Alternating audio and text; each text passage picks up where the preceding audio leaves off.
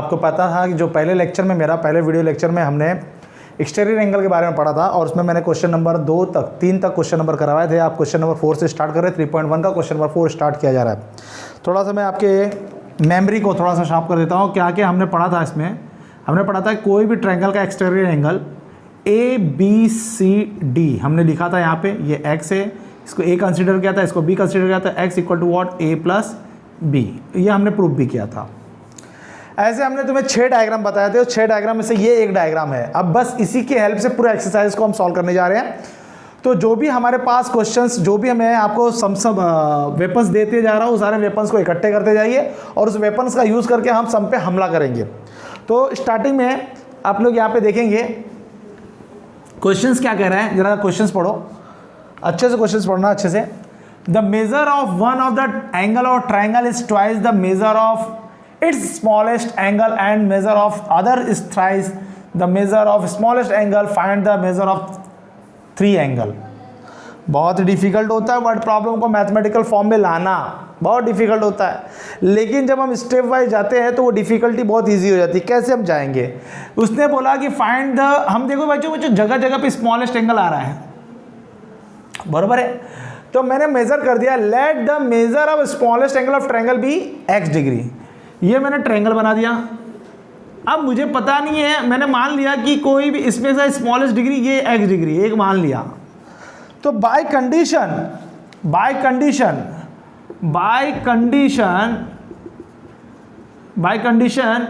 आपका जो smallest angle आपने ले लिया x डिग्री, वो कह रहा है कि major of one of the angle of triangle is twice the measure of the smallest.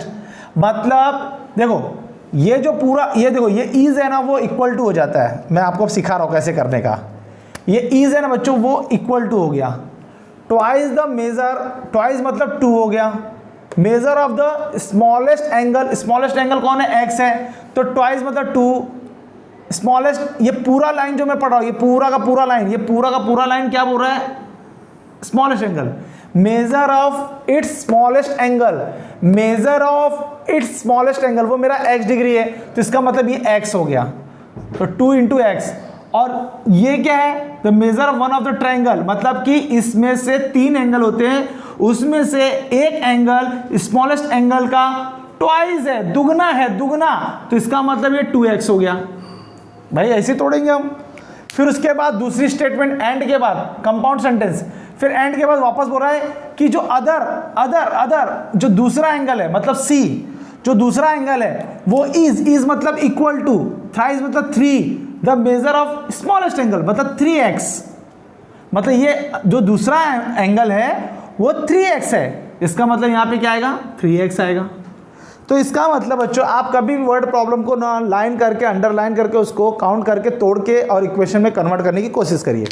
Smallest angle x है, देखो स्मॉल, ये पूरा ना, the measure of smallest angle मतलब x इंटू ट्वाइस मतलब 2 इज एक एंगल, मतलब कि उस ट्रायंगल में एक एंगल 2x है। फिर दूसरा स्टेटमेंट क्या बोल रहा है, इज मतलब इक्वल टू, थ्राइस मतलब 3 the measure of smallest angle मतलब x, 3x है, दूसरा एंगल 3x है, तो दूसरा एंगल 3x हो गया, ये 2x हो गया, ये x हो गया। वी नो दैट क्या हम जानते हैं। तो मुझे बच्चों angle B we get x, angle A we get 2x और angle C we get 3x degree. Sum of angle of a triangle is a 180। तो इसका मतलब बच्चों angle A plus angle B plus angle C equal to 180, ये हो गया in triangle ABC। Sum of angle of triangle ABC is 180। तो बच्चों मैंने यहाँ पे x डिग्री लिखा, 2x डिग्री लिखा, ये 3x डिग्री लिखा, ये 180 हो गया। मैंने आपको कहा था जब इक्वेशन में जाते हो डिग्री हटा सकते हो, 3x 5x 6x degree 180 degree, तो ये लिख सकते हो। चलो नहीं हटाएंगे तो भी चलेगा, 6 x equal to 30, x degree 30 आया। तो मैं क्या एंगल B कितना आया मेरे पास, angle B we got, angle B 30 degree, angle A equal to 2 into x that is 2 into 30 degree we got 60 degree, और angle A equal to C equal to 3x 3 into 30 means what 90 degree. तो इसका जो थोपड़ा है, इसका जो facing है वो ऐसा है,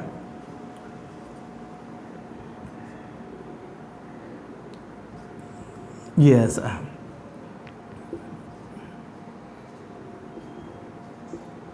थर्टी 60 90 का है। बस हो गया, सब सॉल्व हो गया। चलिए नेक्स्ट वाला देखिए। नेक्स्ट सम देखिए बच्चों,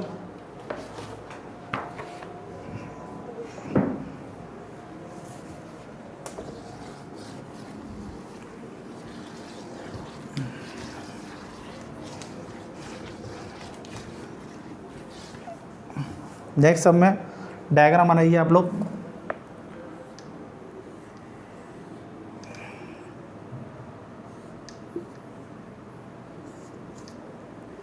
तो ये y हो गया, ये x हो गया, ये z हो गया, और ये आपका हो गया 140, ये आपका हो गया 100, ये हो गया t, ये हो गया e, ये हो गया n, ये हो गया m r। तो आपको एक्स वाई जेड की वैल्यू पूछा है, बहुत अच्छा है। तो मैंने आपको बताया था ना, आपको हम पहले भी बता दिए थे, समझा दिए थे कि कभी भी याद रखना। हो।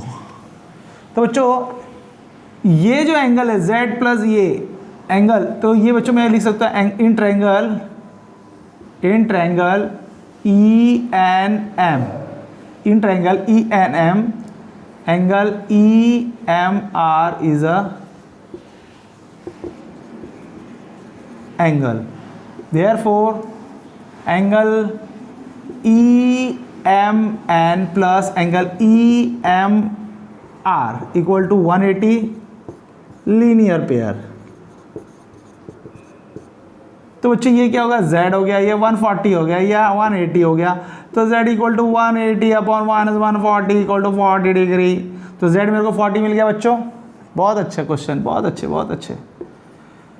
फिर वही कहानी बच्चों इसमें भी करोगे, ये 100 प्लस वाई, तो मैं लिखना शुरू करूंगा TEN इज अ,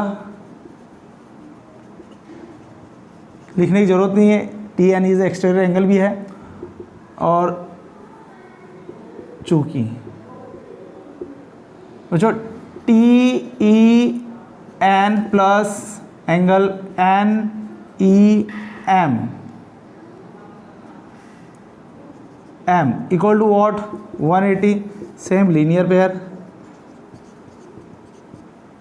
तो ये कितना है 100 हो गया, और ये y इक्वल टू 180 आया, तो y इक्वल टू 80 आ गया।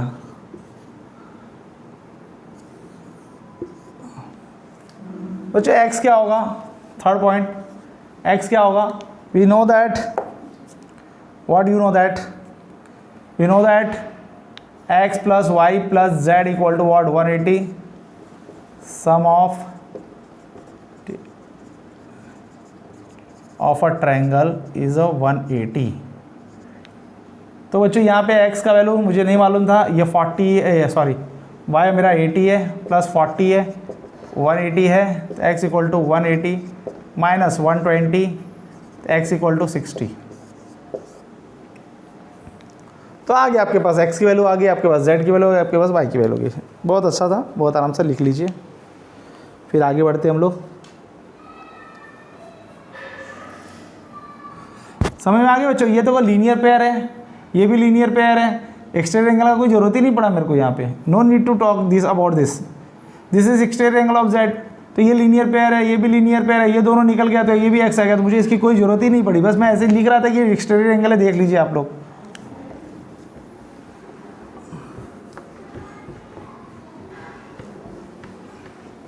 बहुत आसान से सम है, इसको देखिए समझिए। वो आपको प्रैक्टिस करवा रहा है, कि आप प्रैक्टिस कर, जो देखो जब भी दो पैरेलल लाइन की, आपको पैरेलल लाइन के बारे में बताया होगा, पैरेलल लाइन के बारे में आपको पढ़ के आना होगा, क्योंकि इस लेक्चर में पैरेलल लाइन के बारे में आपको ज़्यादा बता नहीं पाऊंगा।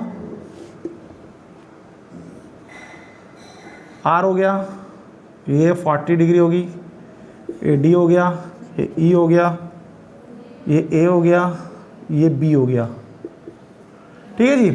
अब ये आपका 70 है, घुमाना फिराना शुरू इसका, नचाना दौड़ाना शुरू इसका।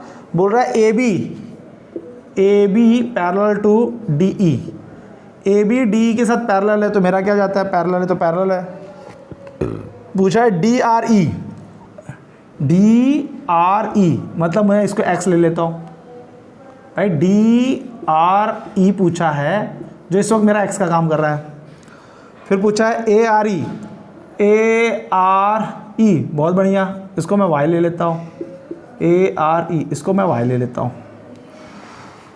तो मेजर करते हैं बच्चों, देखो जब भी पैरेलल की बात आती है तो इस पैरेलल में corresponding angle, alternate angle, interior angle, ये तीनों महारथी को सामने आ जाना चाहिए। जब भी दो लाइन पैरेलल है ना तो ये तीनों के तीनों दिखने लगने चाहिए। अरे कॉरस्पॉन्डिंग एंगल, अरे अल्टरनेट एंगल, अरे इंटीरियर एंगल, ये तुम लोग कौन है रे भाई, ये तुम लोग को पहले भी लेक्चर में पढ़ा चुके हैं सब। तो उसके हिसाब से अभी ये ए बी पैरेलल, ये ट्रांसवर्सल लाइन कौन हो गया, ए डी हो गया भाई, ए डी हो गया। तो ये लाइन निकाल देता हूँ मैं, ए डी हो गया।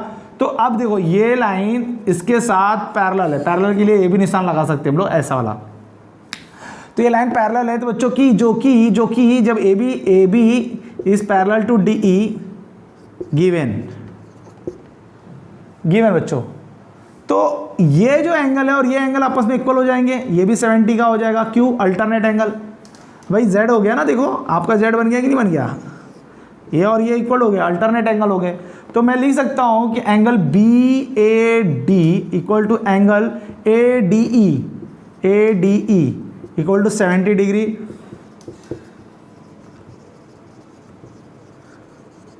अल्टरनेट एंगल हो गए, तो ये भी 70 हो गया, ये भी 70 हो गया। ये पहला पॉइंट खत्म हुआ। मेरा दूसरा पॉइंट मैं लिखने जा रहा हूं, इन ट्रायंगल आर डी ई।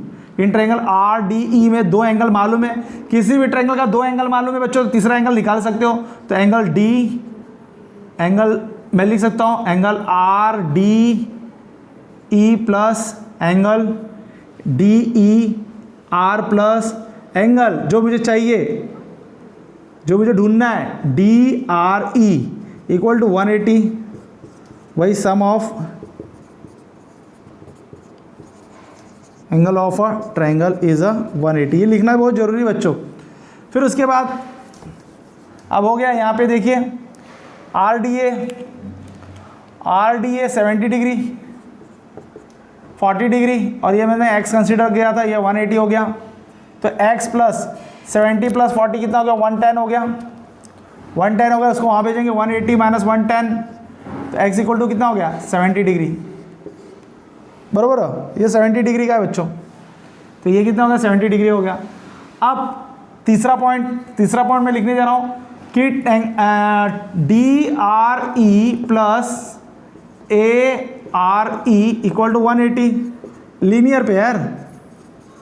देखिए वेपन्स यूज हो रहे हैं ना, कहीं पे लीनियर पेयर, ये हथियार यूज किया, अल्टरनेट वाला ये यूज किया। ये देखो जब भी मैं कोई स्टेप करता हूँ, कोई एंगल आता है तो कुछ ना कुछ रीजन होता ही है। अल्टरनेट एंगल आना चाहिए, फिर ये सम ऑफ इंटीरियर एंगल आना चाहिए, फिर लीनियर पेयर। आप कोई भी जवाब देते हैं उसके पीछे कोई ना कोई रीजन होना चाहिए। तो ये हो गया आपका 180 हो गया। अब भाई डी आर ई तो आपने अब भी ढूंढ के निकाला, 70 plus A R E V don't know 180, तो ए आर ई हम 180 को इधर फेंकेंगे तो 110 हो गया, 1110 हो गया। तो मुझे मिल गया ये सम। तो मेरे पास x भी आ गया, मेरे पास y भी आ गया। इसमें दो लाइन पैरेलल थे, दो लाइन पैरेलल का हम लोग यूज़ किया। नहीं तो बच्चों और भी यूज़ कर सकते, देखो दूसरे तरीके से भी यूज़ कर सकता था मैं। ए आर ई इस ट्रायंगल का एक्सटीरियर एंगल है, हम ऐसे भी लगा सकते हैं दूसरे मेथड से। दूसरा मेथड क्या होगा, देखो ए आर ई इस ट्रायंगल का क्या है, एक्सटीरियर एंगल है। तो ये एंगल अभी सिखाया था मैंने, एक्सटीरियर एंगल, इन दोनों का एडिशन होगा तो y इक्वल टू क्या होगा, 70 प्लस 40 होगा। तो 70 प्लस 40 कितना हो गया, 10 हो गया। यही सीखा था ना हम लोग ने। तो ए आर ई कितना हो गया हमारे पास, y, ए आर ई वही y है, इसको y लिखता हूँ, y लिखने में अच्छा लगता है ज़रा, y इक्वल टू 1110। तो देखिए यहाँ पे तो एक्सटीरियर एंगल क्या हो गया, ये 1110 हो गया, लीनियर पेयर हो गया। तो ये कितना हो जाएगा, 70 हो जाएगा। तो ऐसे भी निकाल सकते हैं, अल्टरनेट से भी निकाल सकते हैं। ये मैं थोड़ा लंबा लेके गया, शॉर्टकट लिखना नहीं है। तो एक्सटीरियर एंगल देखिए, ये है बाहर का एंगल, ए आर ई आर डी ई का एक्सटीरियर एंगल है। तो y इक्वल टू 70 प्लस 40, तो 1110, और ये दोनों लीनियर पेयर, तो ये कितना हो जाएगा, 70, क्योंकि ये 1110 है। ठीक है, नेक्स्ट क्वेश्चन देखिए।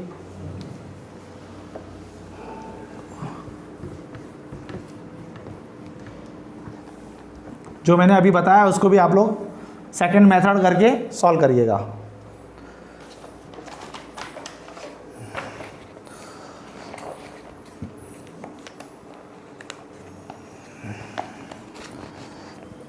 7th क्वेश्चन में जो क्या कहना चाहता है, ये एक ट्रायंगल बता रहा है, ये triangle A B C, A and B intersect at a point B.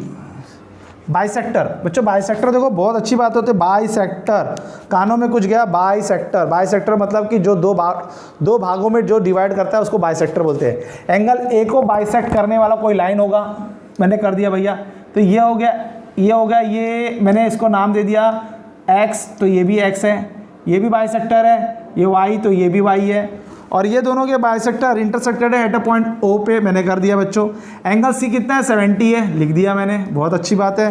Find the A measurement of AOB, बहुत अच्छी बात है, AOB फाइंड आउट करना है मुझे।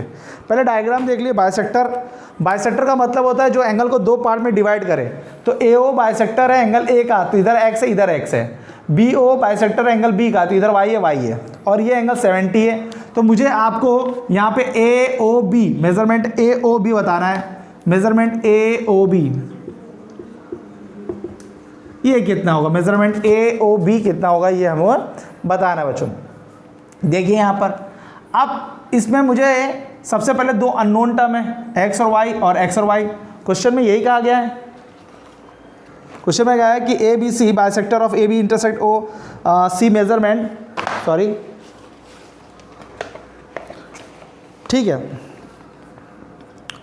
अब बच्चों देखिए यहाँ पर, अब यहाँ पे हम लोग को पहले डायग्राम बराबर से अच्छे से देख ले, ध्यान से देख लीजिएगा। डायग्राम देखने के बाद अब मैं लिखने वाला हूँ जो इसका पूरा फैक्टर है वो क्या होगा कि मुझे x और y की वैल्यू निकालनी होगी कि x और y क्या होगा, ठीक है। तो आप जानते हो इन ट्रायंगल ABC, ध्यान से शुरू करिए, ABC, इन ट्रायंगल ABC में आपने सबसे पहले लिखा कि गिवन, आप गिवन लिख रहे हो, गिवन क्या है कि angle CAB equal to half of angle CAB equal to CAB। बच्चों दूसरा एक एक्स वाले मेथड से बताता हूँ, ये मैंने x से y रख दिया है। तो गिवन है बच्चों कि यहाँ पे ये दोनों एंगल इक्वल है, तो ट्रायंगल ABC में angle C plus angle A plus angle B equal to आया 180। वही बकवास, sum of interior angle is 180, वो लिखना पड़ेगा। ये 70 है, ये 2x है, ये 2y है, ये 180 है, बरोबर है कि नहीं बच्चों। 2x plus 2y equal to 180 minus 70, तो हो गया x प्लस y, ये 2 बाहर निकाला मैंने, तो 180 माइनस 70 किया तो 1110 आया, और x प्लस y आया मुझे 55। ये मुझे x प्लस y 55 मिला, ठीक है। x प्लस y मुझे 55 मिला बच्चों। वापस देखिए, अब ये पहला पॉइंट हो गया, ये मैंने लिख दिया। दूसरा, ये पहला हो गया, दूसरा सेकंड, इन ट्रायंगल AOB में एंगल AOB जो मुझे चाहिए, और angle OAB plus angle OBA equal to 180। वही सम ऑफ इंटीरियर एंगल वो वाला लिख देना पूरा स्टेप। तो कहानी ऐसी बच्चों कि अब ये कौन है, OAB कौन है, तो एंगल AOB तो मुझे मालूम नहीं, OAB तो x है और OAB y है इक्वल टू 180, तो ये x प्लस वाई तो मेरे पास 55 है। From first AOB equal to 55 equal to 180, तो AOB equal to 180 minus 55 that is 125। अब बच्चों यहाँ पे देखो, आपको यहाँ पे लिख के दिखाना होगा, यहाँ पे वही जो मैं लिख रहा था कि गिवन में क्या क्या दिया है बच्चों। गिवन में हमें दिया है, हम गिवन यहाँ लिख रहा हूँ, मैं लिख रहा हूँ कि angle CAB half of angle CAO equal to OAB that is the x, और half of angle CBA equal to CBO equal to OBA equal to y, ठीक है। ये मैंने लिख दिया गिवन में। तो यहाँ पे मेरे को देखो OAB मेरा x है, मैंने लिखा OBA मेरा y है, मैंने y लिखा, x प्लस वाई है, बहुत इजी था, हो गया। सब लिख रहा है, नोट कर लो।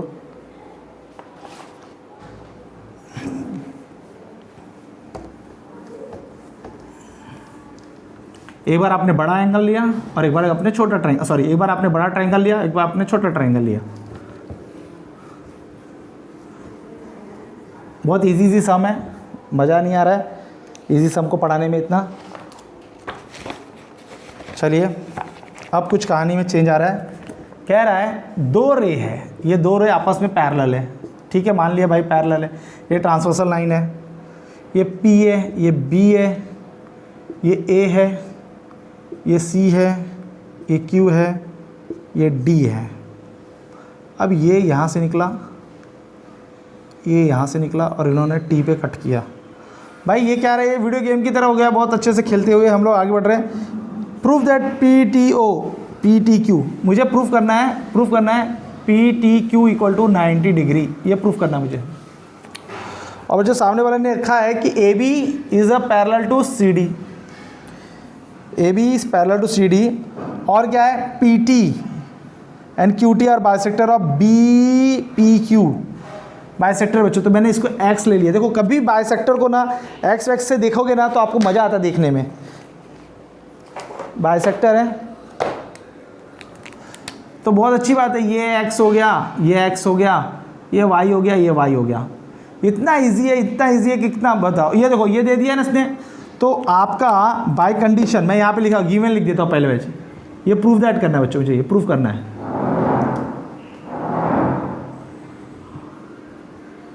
गिवन क्या है, गिवन है PT ऑफ PBQ, देयरफॉर आपको समझ में आ गया कि हाफ ऑफ PBQ, ये पूरे एंगल का आधा बराबर है BPT equal to QPT equal to X। ये आपको लिखना पड़ेगा एग्ज़ाम में। फिर दूसरा क्या है, QT बाइसेक्टर है ट्रायंगल PQD का, तो आप लिखोगे therefore half of PQD equal to PQD का हाफ क्या है PQT और TQD इक्वल टू Y। ओहो, जो मेरा गिवन था उसको मैंने यहाँ पे लिख दिया। मैंने कहा भाई PT इसका बाइसेक्टर है तो PBQ का आधा XX हो जाएगा, और QT इसका बाइसेक्टर है तो ये पूरा 2Y है, तो ये आधा आधा YY हो जाए। समझने वाली बात है, लिखने वाली बात है। अब आगे बढ़ते हुए, अब मुझे एक बात बताओ, AB is parallel to CD ये दिया है, तो आपको बच्चों देखो AB is parallel to CD, तो ये लाइन है, तो ये पूरा का पूरा क्या होगा, इंटीरियर एंगल 180 होगा। मतलब मैंने आपको बता दूंगा, अगर मैंने इसका नाम दे PBQ दे दिया इसका नाम, और ये D दे दिया, तो आप लिखने जा रहे हो यहाँ पे क्या लिखोगे, आप लिखोगे कि भाई AB is parallel to CD है, तो therefore BPQ plus PQD equal to 180। क्यों, interior angle of parallel line is a 180, sum is a 180, sum of interior angle of parallel line is a 180। तो सीधी बात है, आपने सीखा है पैरेलल लाइन में ये दो लाइन पैरेलल है, तो उसके इंटीरियर एंगल का एडिशन, इन दोनों का एडिशन कितना होगा, 180 होगा। तो बच्चों इसका मतलब ये हो गया, sir 2x plus 2y equal to 180। इसका मतलब यही होगा ना 2x प्लस 2y, क्योंकि ये तो पूरा 2x है, ये तो पूरा 2x है। एंगल में देखोगे तो ये पूरा कितना है, 2x है, ये पूरा 2y है, तो ये 2x plus 2y equal to 180 हो गया। 2x plus 2y equal to 180, तो x plus y equal to हो गया 90, x plus y equal to क्या हो गया, 90 हो गया। ठीक है, x प्लस वाई 90 हो गया बच्चों, यहाँ तक हुआ। तो इसका मतलब अब क्या करोगे तुम लोग, ये मैं रफ कर रहा हूँ, ये रफ कर रहा हूँ, x प्लस वाई कितना हो गया, x प्लस वाई आपने 90 बता दिया। फिर आप क्या बोलोगे, in triangle PTQ angle TPQ plus PQT plus PTQ equal to 180। ठीक है ना भैया, वही सम ऑफ लिख देना, sum of interior angle of triangle is 180। अब ये टी पी क्यू क्या था, उस पर मैंने लिखा है, इसके पहले जो गिवन था उधर लिखा है, ये क्या है टी पी क्यू क्या है, एक्स है, पी क्यू टी क्या है, पी क्यू टी वाई है, और ये एंगल पी टी क्यू तो मुझे प्रूफ करना है 90, ये 180 हो गया।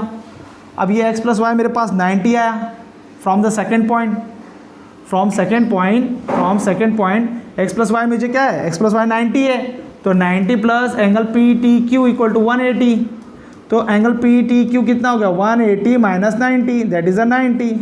बड़े प्यार से पी टी क्यू 90 दे के चला गया हमारे। तो ये हमारा क्वेश्चन नंबर 8 हो गया।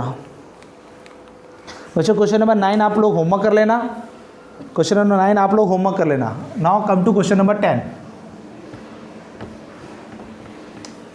बहुत इजी सम है बच्चों, बहुत प्यारा सा सम है। कभी कभी आप पैरेलल लाइन का भी यूज़ कर ले रहे हो, मतलब आपका जो सेकंड चैप्टर आप पढ़ के आए हो, अगर उसको अच्छे से नहीं पढ़े तो उसको प्लीज़ अच्छे से पढ़ो, क्योंकि पैरेलल लाइन का बहुत काम होता है इसके अंदर। अब मैं ये आपको समझाऊंगा, अब फिर आपको खुद लिख के लाना है। मैं आपको समझाने वाला हूँ। ये एम है, एफ है, ई है, डी है। देखो बच्चों कभी कभी ऐसा कट आता है ना, ऐसा कट, तो ये 70 है, तो ये भी क्या होगा 70 होगा, अपोजिट एंगल है ये भी 70 होगा। तो आपको क्वेश्चन नंबर जो 9 है उसमें आपका इसका यूज़ करना है आपको। हाँ बच्चों ये आपका हो गया। अब आपका आ रहा है सम नंबर 10 करने जा रहा हूँ मैं, जिसको मैं आपको समझाने वाला हूँ।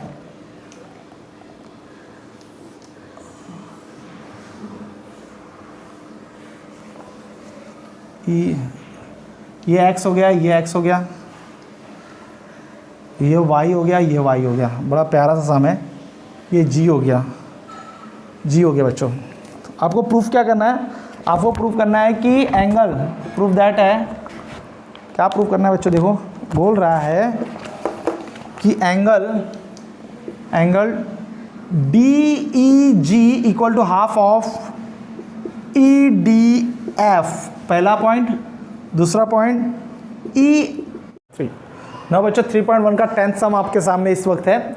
चलो 10th सम करते हैं हम लोग। उसमें बताया गया बच्चों जो गिवन है, पहले क्वेश्चन अच्छे से पढ़ लो। DE और GF पैरेलल है, तो चलो भाई गिवन क्या है, गिवन है हमारा DE पैरेलल टू FG। बच्चों ये पैरेलल है ना, समझ में आना चाहिए, कहीं ना कहीं कोई करस्पॉन्डिंग एंगल होगा, कोई अल्टरनेट एंगल होगा, कोई इंटीरियर एंगल होगा। ऐसा देखो वर्डिंग कभी भी कोई दिख जाए ना, समझ जाना इसके पीछे 3 भाई लोग होंगे, करस्पॉन्डिंग, अल्टरनेट, इंटीरियर। ये कोई ना कोई तो काम करने वाला है, तभी ये पैरेलल लाइन दिया है। दूसरा उसने क्या बोला है कि आपका DEG equal to GEF equal to X, भाई बाइसेक्टर है। और कौन सा है, DFG equal to GFM equal to Y। ठीक है, तो इस हिसाब से जो गिवन है वो मैंने रख दिया। जरूर ध्यान देना बच्चों, मैं क्या करने वाला हूँ। ये देखिए मैंने ऐसे निकाला, निकालने के बाद आप देखिए यहाँ पे D लिखा, यहाँ पे E लिखा। आपके मुंह से आना चाहिए कि सर क्या बताना चाहते हैं। ये F है, ये दोनों लाइन आपस में पैरेलल है। ये पूरा का पूरा, वहाँ देखिए पूरा का पूरा कितना है 2x है। और ये GFM हमारा क्या होना चाहिए, y होना चाहिए। तो बाय करस्पॉन्डिंग थ्योरम से ये लाइन इसके साथ पैरेलल, ये ट्रांसवर्सल लाइन है सर जी। तो DEF इक्वल टू GFM, तो 2x equal to y, x equal to half y। ये हमने बाहर निकाल लिया, बहुत अच्छी बात है। अब उसके बाद इसी के अंदर उन्होंने क्या डायग्राम ड्रॉ किया है, इसको मिला दिया। देखो इसको इससे मिला दिया मैंने, इसको इससे मिला दिया, ये मिला दिया, मिलाने के बाद बच्चों क्या बन गया है, ये देखो ये y है, तो यहाँ पे भी तो y था। डायग्राम देखो अपना, एक्चुअल डायग्राम ये है, तो ये y था। तो जैसे मैंने इसको मिलाया तो आपके दिमाग में होना चाहिए सर ये तो z बन रहा है, z बन रहा है ना, देखो ना z, तो z बन रहा है, तो उसका मतलब क्या हो गया, z में क्या होता है, z में आपको सिखाया गया ये इसके इक्वल होता है, ये लाइन इसके पैरेलल, ये अल्टरनेट, ये ट्रांसवर्सल लाइन है, तो ये इसके साथ क्या होता है, इक्वल हो जाता है। तो इसका मतलब ये y है तो ये क्या हो जाएगा, ये भी y हो जाएगा, सीधी बात है। ये y तो था ही यहाँ पे, ये y है, ये y क्यों हुआ, क्योंकि DF ट्रांसवर्सल लाइन था और FG और ईडी, दो लाइन पैरेलल, ये ट्रांसवर्सल लाइन, तो ये इसके साथ पैरेलल, ये इसके साथ इक्वल हो गया। तो अब हमें क्या चाहिए वो देखो, अब हमें क्या चाहिए था प्रूफ में, जरा देखो तो जरा प्रूफ में क्या चाहिए था, DEG, तो DEG, अच्छा DEG यहां से चला गया, तो मैं इसको बना रहा हूं DEG। तो DEG क्या है हमारे पास, DEG हमारे पास x है, तो क्योंकि ये तो 2x था, ये भी एंगल बाइसेक्टर है, तो ये x और x है, पूरा 2x है, पूरा 2x है, लेकिन ये x है। तो इसका मतलब अब हमें दिख रहा है, अब मैं लिखने जा रहा हूं, अब वो जो है आपका लिख रहा हूं मैं DEG और FD, ये लिख रहा हूं। DEG मेरे पास कितना है, DEG मेरे पास x है, ठीक है।